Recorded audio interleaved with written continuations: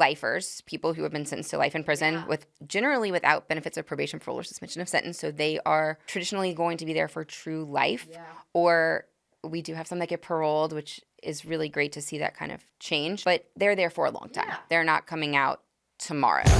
This is where I get frustrated. Don't even open that can of worms. Like horrifying. Horrifying. Not allowed to cry or have emotions in your house? Like, do you really need to know what Zemoglobulate is? Or oh, Jessica. Everyone has a favorite. Everyone does. Hey, Jessica. Hey. So we're going to be talking today about the school to prison pipeline. Excited. I haven't like talked about this or even thought about it in probably 10 years, so I'm excited.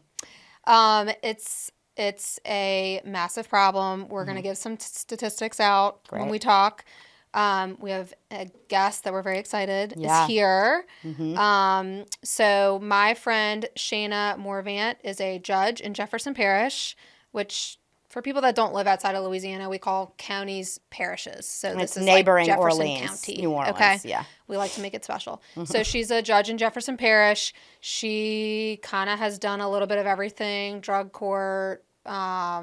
She's dealing with adults. I will say that she's not in juvenile court, and she's going to explain that. But she's done a little bit of everything. She's also a mom of 4 children, so she is really frickin' busy. And she's like a mom friend of mine, and she's a badass bitch. So cool. We're super excited to have her. Yeah. Okay, so I'm selfishly going to start by picking your brain about students with disabilities. So that means kids who have IEPs, they have an exceptionality of like a learning disability, ADHD, emotional disturbance, things like that. And how that population, like the pipeline of that population, from school to prison.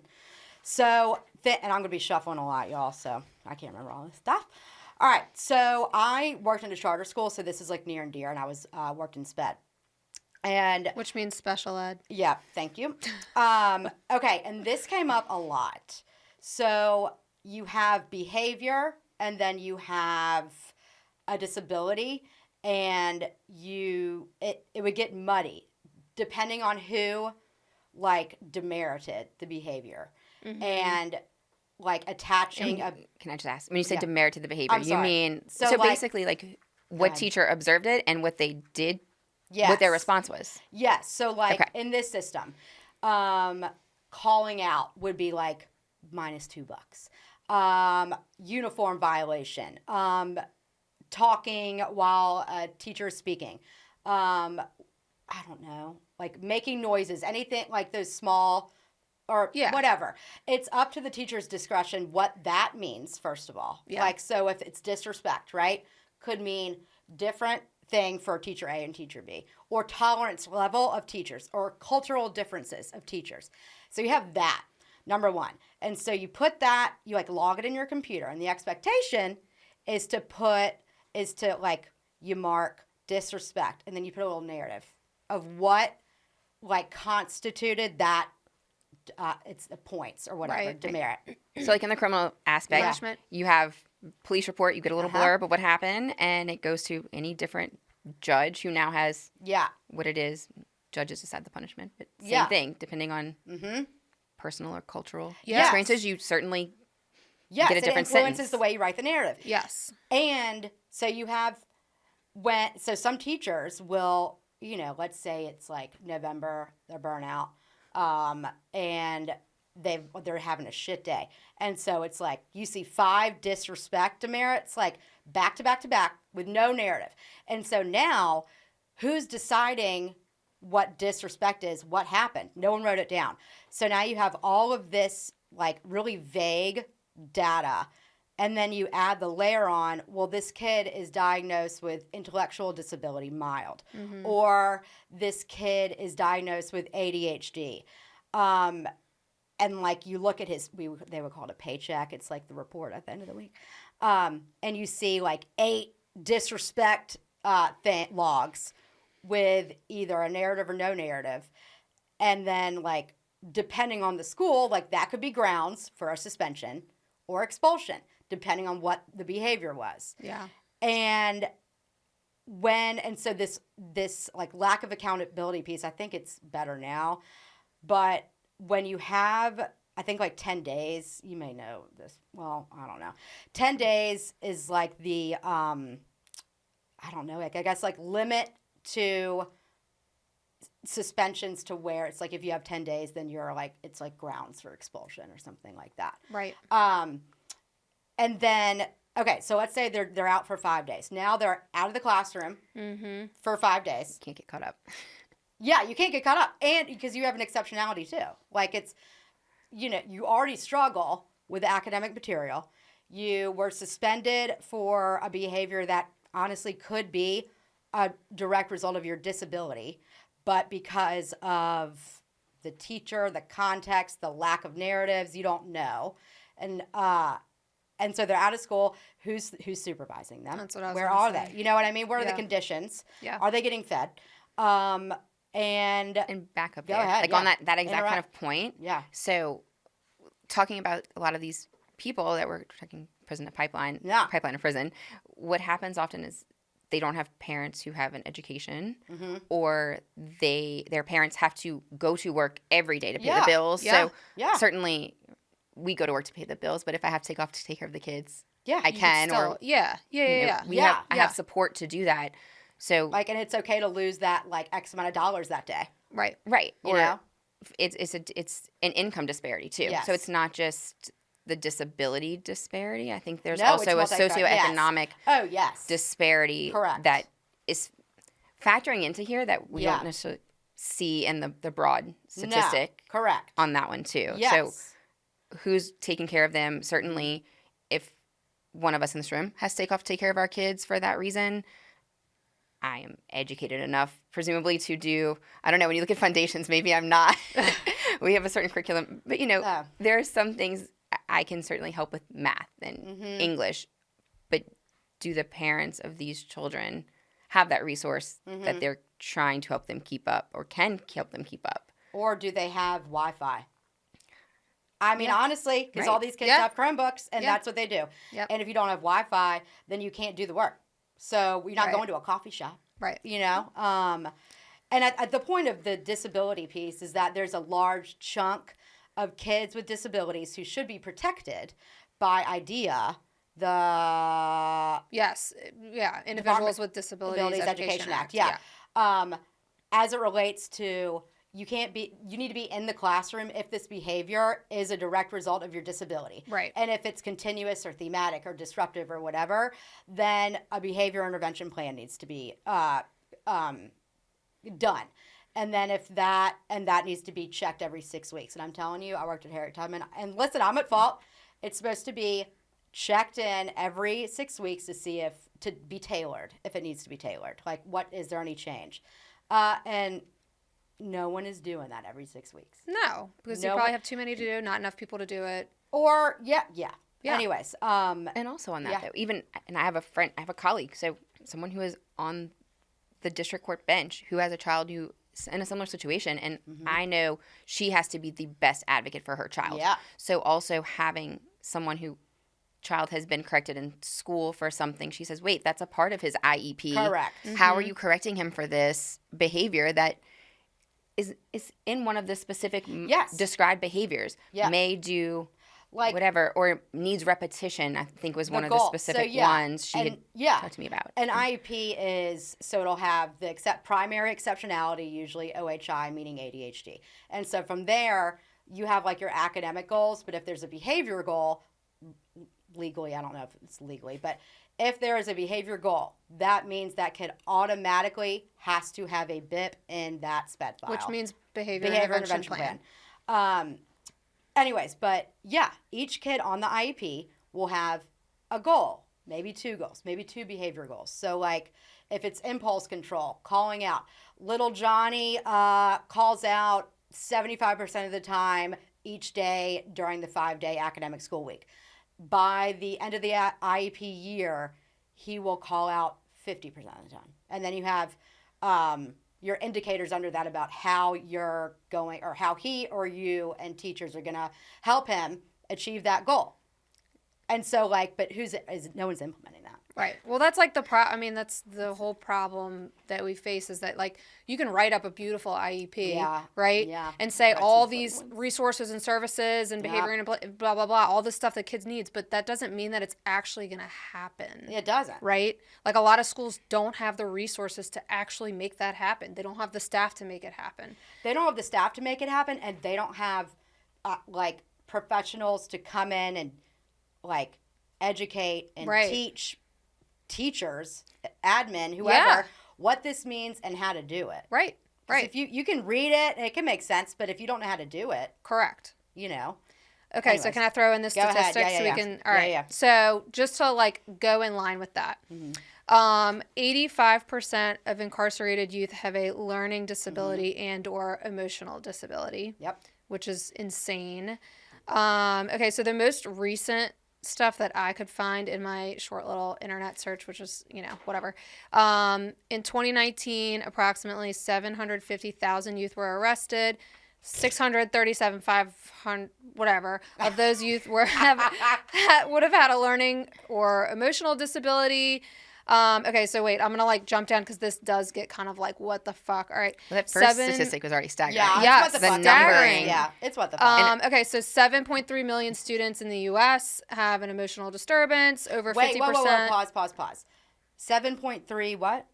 Million students with disabilities in the United States have an emotional disturbance. Meaning their exceptionality is emotional disturbance? Correct. Wow. Instead of like just a learning disability. Or like ADHD. Right. Over 50% of students with an emotional disturbance drop out of school. Yes. Yeah. Of those who drop out, 73% are in prison within 5 years. Yeah. The average prison sentence is 2.7 years. So if you put all that math together, it costs taxpayers more than $15 billion to maintain them in prison. Which is every crazy. 2.7 years. $15 billion every 2.7 years. This is America? Yeah. Yeah. This is America, y'all. Well, Here I want it that is. Song to be played. Who sings that song? I'm proud to be an American. That is not it, white girl. It is. Yes. That was a joke. Yeah.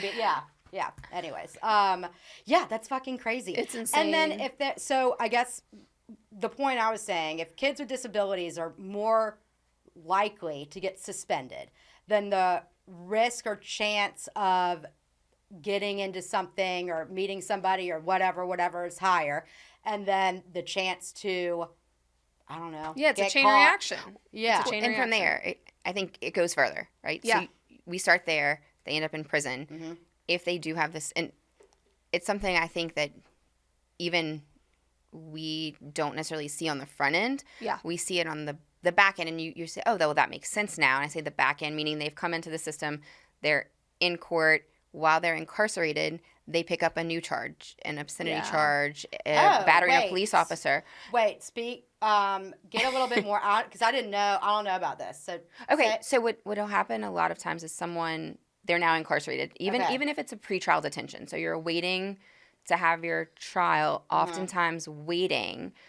Someone can pick up new charges. So if you do something in the correctional center. Like what? I didn't know I didn't know this. You hit a police officer because you were sexually abused and they're touching you and you had a trauma response. Or whatever. What if an officer's like fucking with you and you fuck with them back? Even if just you're, and it could not be that. It could be that. It could be, any number of things. But even if it's just you're in there in the situation. Yeah. And you therefore have a response and you hit the police officer, that's a battering a police officer charge. It's another charge coming in while you're in there. And depending on the charge, you can face a consecutive sentence. Yep. So already looking at, you've now hit the pipeline. Right, we're now talking about you're in. Now I'm here forever. Yeah. Well, or you pick up an obscenity charge because you do, you know, drop the F-bombs in there all the time. I'd be a lifer. I didn't even know there was a charge for that. Yeah. And I think it's certainly much more than that. Yeah. But I mean, so that made the police officer. So like if there's a fight. That's your disrespect. Yeah. But if there's a fight, whatever, like in Rivard, whatever, and the cop police officer is trying to break it up, and then someone accidentally pops them. So now, like, first, you know what I mean? Yes. So that could result in, what is that called? Battery on a police officer? No, well, yeah, no. Oh. An extra. Right, it can get you an additional charge. And yeah. so those charges can now, some of them, depending on what they are, have to run consecutive. So I think it's interesting to now consider how much of that is behavior. Just, I'm not going to comply. I'm going to be willfully. Like, is it a willful disobedience versus or is automatic reaction? An automatic reaction based on an intellectual disability, an emotional disability, a learning disability, you're in a whatever. fight. Move. Like, what did you think was gonna happen? I'm not like, oh, you're trying to break up the fight. Pause. I'm gonna elbow him in the jaw right quick. Right. You know, it's not. You know. Anyways. But, can we talk about Louisiana in specific? Because Louisiana, we have like one of the highest incarceration rates in the world. World? Yes. Is it world? Yes. I don't know about world. I know definitely in the country we're higher, but we've come down in recent years. We've come down in recent years. What I think we're doing in Louisiana too, I think to combat the problem, I'll say, so to speak, is we have a lot of incarcerated programs. So when I say incarcerated programs, we have programs such as reentry court, which is something we were talking about. Reentry is for your generally nonviolent felony offenders. So repeated offenders, they have to have a minimum 10-year sentence. So, of course, that does – and I kind of – it's funny because 10 years sounds like a lot, but then sometimes when you look at it, it's not, or it depends on the charge, especially for a nonviolent offense. I know, yeah. So, nonviolent, 10 years? What's a nonviolent offense? Give some examples. It can be it could be a lot of drug charges, possessions with intent to distribute. So – not violent, but certainly an issue. Well, and if it's multiple, right? We're not talking one. You're generally not talking the first. Yeah. Generally not. So a lot of times those can go to regular probation. Those can go to drug court. I know you want to talk about drug court. And drug court also, remember, drug court is not just what we, I think in our minds 10 years ago, considered traditional drug court. Drug court is now expanded. The, I guess, correct term is specialty courts. Oh. So because we now have Veterans Court, because we have, in Jefferson Parish, we do what we call swift and certain, which is a high risk, low need. You're not the drug user per se. You don't have necessarily a drug addiction. You use based on a criminogenic lifestyle. So that is more, I feel like I have to parent sometimes. Yeah. You missed curfew. There's going to be a response, a sanction. Yeah, so that's, oh my God, that's the shit. I'm sorry, but like I used to work in this field. And I would have clients and they may be on like diversion, which is like precursor to probation, right? It's like light, like probation light. I think probation is now probation light. I think drug court is probation. So diversion is more, you'll have an initial drug test, an ending drug test. But can you be tested whenever? That is totally up to the district attorney's office and how they run diversion. So interesting, the courts don't have anything to do with diversion. Diversion is really and truly up to the district attorney's office. That's like keeping people out of the court system, right? That's the goal. Yeah. I mean, it is the goal, right? So they have things, maybe they've come in, but they get diverted while they're in. There's also pretrial diversion where they can go in before. I don't know that I ever had a kid that started in diversion and got out of diversion without like moving into probation, because I mean they weren't like angels, but you know, and they were also at all of them were at alternative schools. Yeah. So like at that time it was like John Martin. I don't even think that's a school anymore. Do y'all remember that? No, I don't know. Anyways, I don't know if Jeff Parish has any alternative they schools used anymore. To. It was off Jeff Highway. Highway. They used to, but I don't think they do. I don't think we do anymore. Yeah. And so certainly, I don't even know if Orleans has them anymore. Oh, really? Well, so St. Bernard does. Yeah. But bringing that question, what happens to? So you have the students who are learning, students who have these IEPs who are distractions to them. How do we manage that, right? How do we, if we don't have an alternative school? Yeah. What do you mean manage what? So I think there's a competing interest, right? How do we manage the behavior while also keeping keeping this population in school, but not providing a distraction to the population that maybe doesn't have like those actually needs. Being able to properly educate the rest of the students. Guess what? Because you don't have, if a kid has an IEP, so again, this was the school I worked in. It's a tiered system. So you have tier 1, which is general ed, okay? So if a kid has an IEP who maybe just has a speech delay, okay? So they have an IEP just for speech. They will probably be in every ELA, science, math, social studies, in all tier 1 classrooms because there's not like a behavior disruption. Right. Like So they're with all not the disrupting students. others or themselves. Right. Okay. Let's say you have a kid who has an IEP who is diagnosed with ADHD because they're impulsive, whatever. And their behavior is a barrier to either the teacher's ability to teach, the kid's ability to learn, their ability to learn. Now they're in a tier 2 classroom, which is a class size, hopefully, of like 10 and under with a paraprofessional and a teacher, okay? So those are like the kids, I mean, I don't want to like blanket statement, but the tier 2 kids, tier 3 kids, which is like you can't even be in a tier 2, you're like in a multi-grade room, either because of a intellectual disability, Right. like Severe learning, autism. or like a severe emotional disturbance. Yeah. Anyways, but the tier 2 kids, those middle ground kids, are the ones that get suspended or transitioned out, whatever, most, because they're in the middle. So the teachers have expectations that are incongruent with the exceptionality. Yeah. You know, it's Yeah. like, oh, they have ADHD, whatever. You should still be able to like sit down Yeah. when I tell you to sit down. Mm-hmm. But so that at least in this school, the structure's there. Like, it's there. How do we? I mean, it's education. Yeah. I And mean, that's it's even a purely school that education. has the structure. I know. You know, I it's mean, like I you know. think I about can't how even many think about all the schools other ones. that don't have And that, this is that doesn't exist. Like, I would shove if I had a kid that was, qualified to be in a tier 3 classroom, you better believe they're going to Tedman. And I'm obsessed with that teacher. I'm friends with her. Yeah. And, like, she's fucking great. And it's sweet. Anyways, but, I mean, I don't know how other schools run. But in this school in particular, like, the structure is there. The bodies are there. The, education is not. And the willingness to follow interventions and plans with fidelity. Yeah. So I think on that note, what we are doing in the incarceration phase is there's a lot of programming options. Mm-hmm. So whether it's getting HiSET, GED, HiSET's Mm-hmm. really kind of taking over and doing that, there are programs where that's a goal Mm-hmm. to do that, to facilitate the learning and the testing Yeah. while they're incarcerated. Mm-hmm.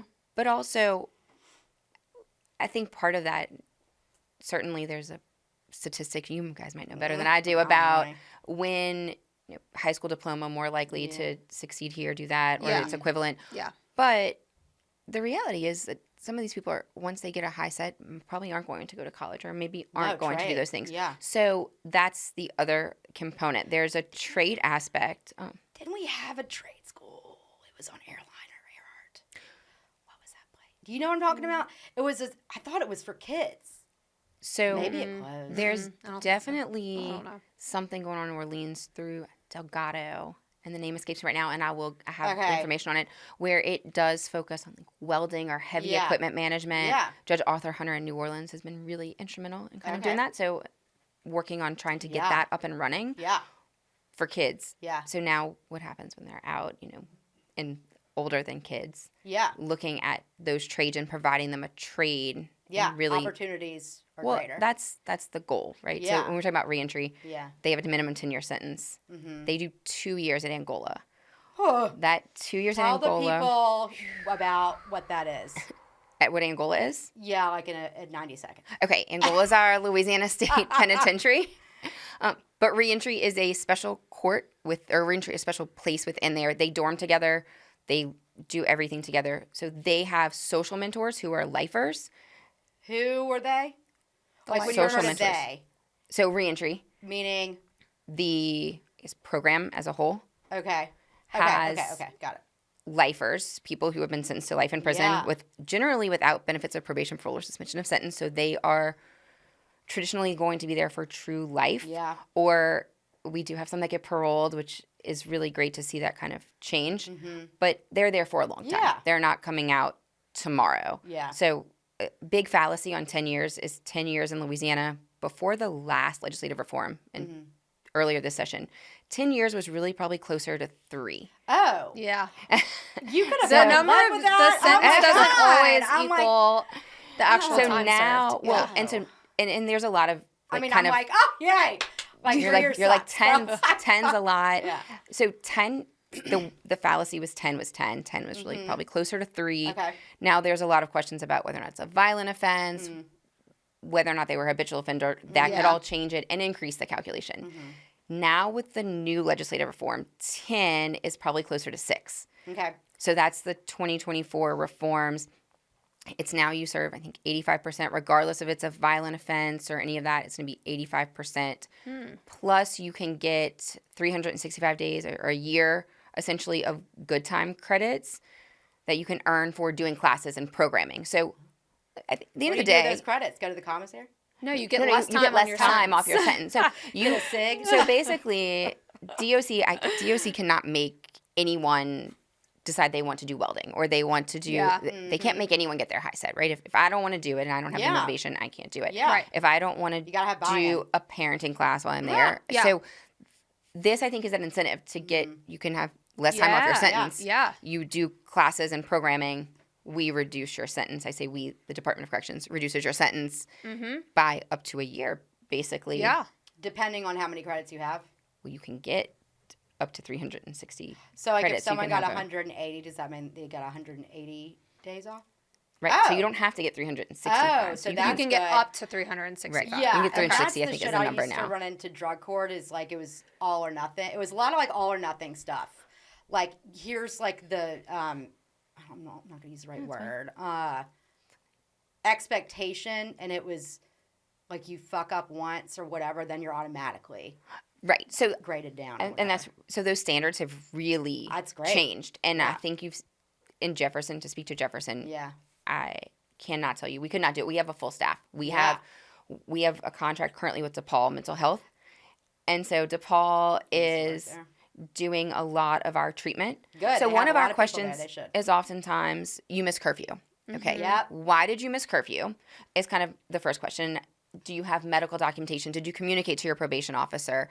Whether you communicated before, What if they didn't have a fucking ride? For curfew, you should be home. But like, what if like a car broke, like mom's car broke down, so she couldn't get me, so therefore I was late because I had to take the bus.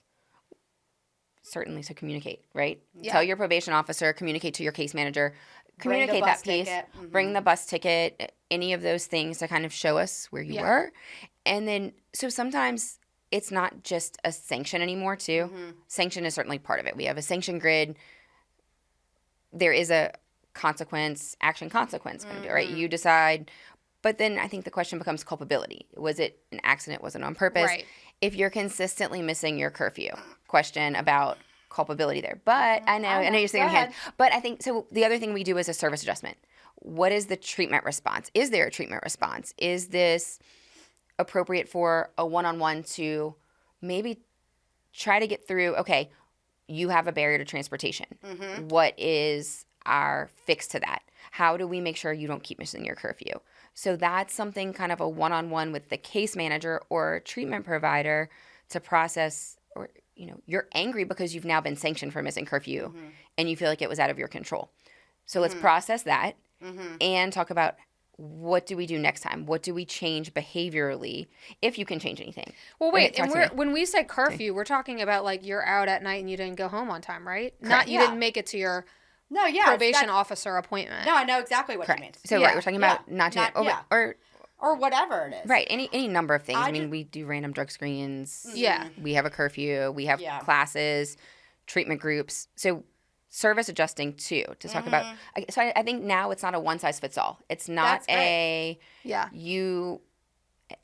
this the other day. We have a sanction grid. If all we're going to do is say the sanction grid says you missed curfew, it's 8 hours community service. Yeah. You don't need me. Yeah. I don't need a case manager. I don't need any of that. Yeah. I mean, the computer can spit that out. You missed curfew, 8 hours, done. Right. We don't have to go, but. I mean, and I'm literally a devil's advocate. That's just who I am. Yep, do it. All right, so like, you have a kid whose disability is ADHD, and the kid's 13.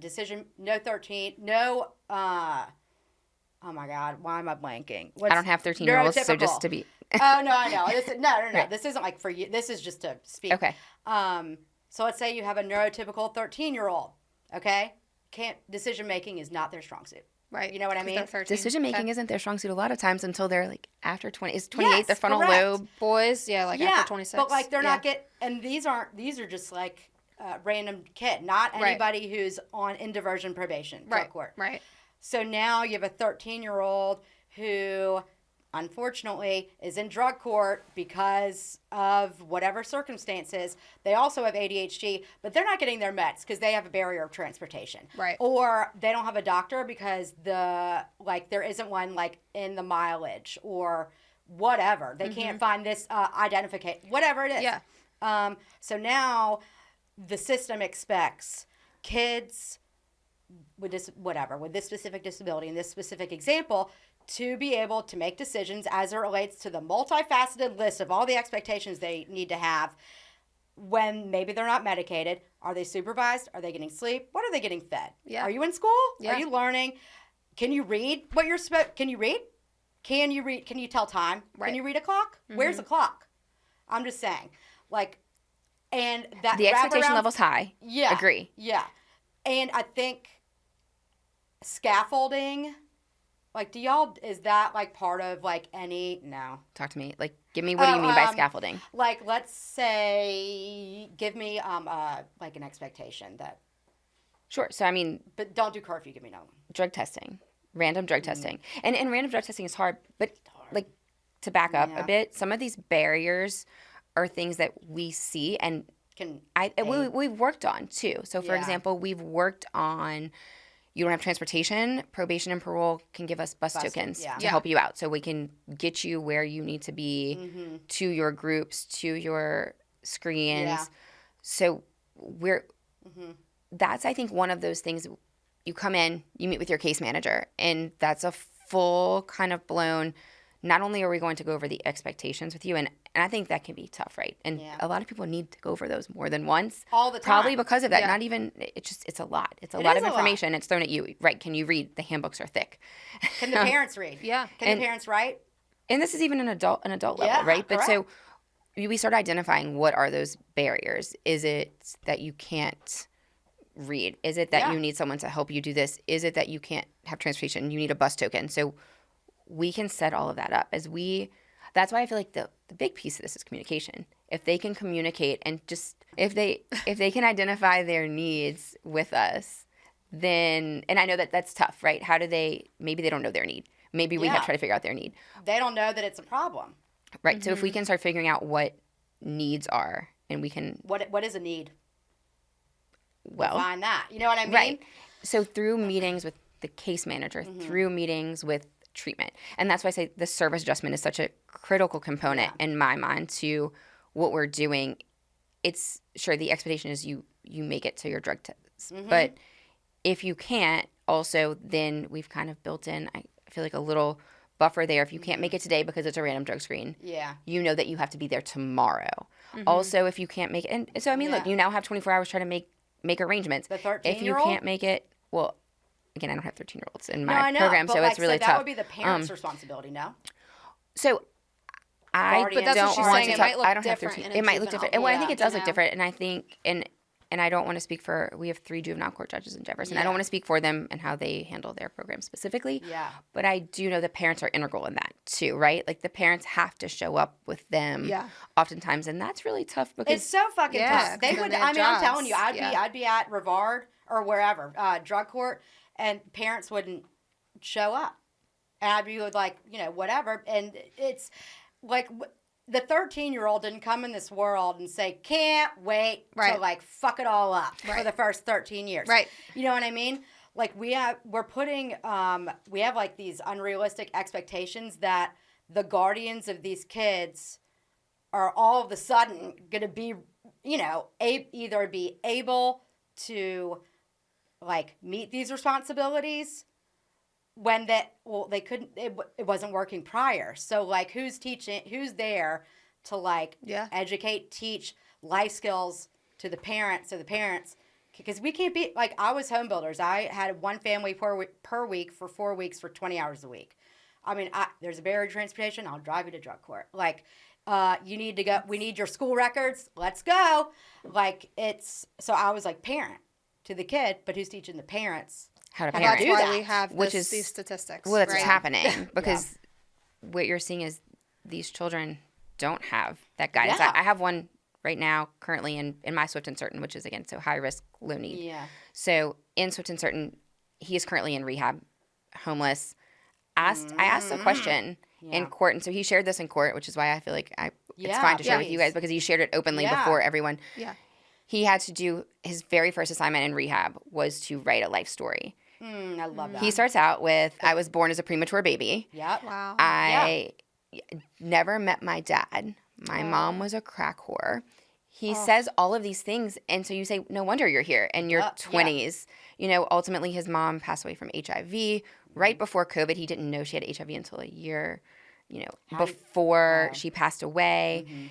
He ends up going down a spiral. At one point, his grandparents moved him to Texas. He was getting into fights. His uncle comes out of the military to take care of him, comes home to take care of mom. I say home here, but here being in New Orleans where mom was a crack whore. And I mean, look, you come back home to take care of your parent as a kid. Yeah. He didn't have any structure. And now where we are is he is found himself in a 4-year period with 3 felonies for drugs. Yeah, of course he did. And possession with intent to distribute those drugs. He had to survive somehow. Yeah. So now where we are is that's the root cause. Yeah, right? He didn't have the education. He didn't have the parent. So I feel like at the end of the day, sometimes where you have judges in drug courts, I feel like we're parenting too, right? Even in an adult drug court. Okay, no one gave you these resources. No one taught you communicate, right? If my kid says what do they need? Yeah. But even if I can sometimes figure out what my kids need when they tell me what's wrong, it might not be, correct. Mom, I need this. This is the problem, right? Yeah. And like, God, I hate and we math. have little kids. Like, this is really hard for you. Things that are hard make you feel really uncomfortable and you just want to run away. Like that. I mean, but, we have the ability to do that, but most people don't. And so I feel like sometimes on these adult specialty courts now, we are trying to parent and say, this is the way we address things as adults. And so we need to communicate and we need to get the resources. So and there's that trust might be. piece. It's like, why should I trust? Yeah. So they automatically, because they're coming out of the juvenile system, so often they don't trust me as the judge. They don't trust the district attorney.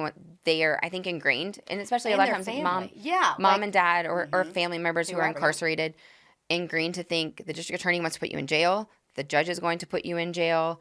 No one's going to help you. Yeah. So and that, court-wise, all that stuff-wise, but, that example, no one took care of me. Why should I trust anyone? Right. And why should I trust the probation officer is not also trying to put me in jail. So these programs with specialty court and reentry court, our goal is to create a trust and an openness between our public defender, our district attorney, the court, the staff, the probation officers, and say, look, we want you to succeed. There's a person who came out of Angola who is set to graduate from reentry court next week, and he is doing wonderful. HVAC trained. I think his one sanction was he was late to court one day. Yeah. And that was not a barrier. That was just a whoopsie poopsie. I didn't wake up on time. Yeah. And not only did I not wake up on time, I didn't tell anyone. I didn't tell my probation officer, I'm on my way. I woke up late. Yeah. Just didn't wake up and didn't make it. Yeah.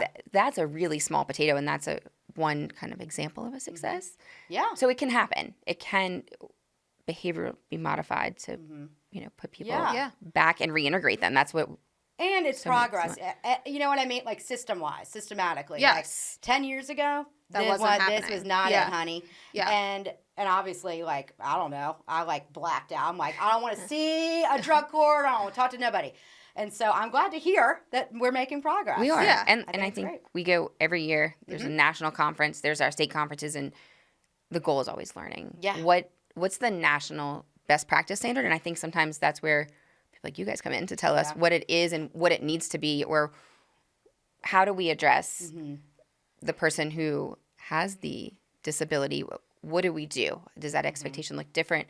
Certainly, at the end of the day, our goal is to make sure that you make your curfew. But if you can't make your curfew, how do we address it? What's the service adjustment? What is it that you will never make curfew because you have a mental health disorder? We also have a co-occurring track in Jefferson Parish where we do co-occurring mental health and drug addiction. Sweet.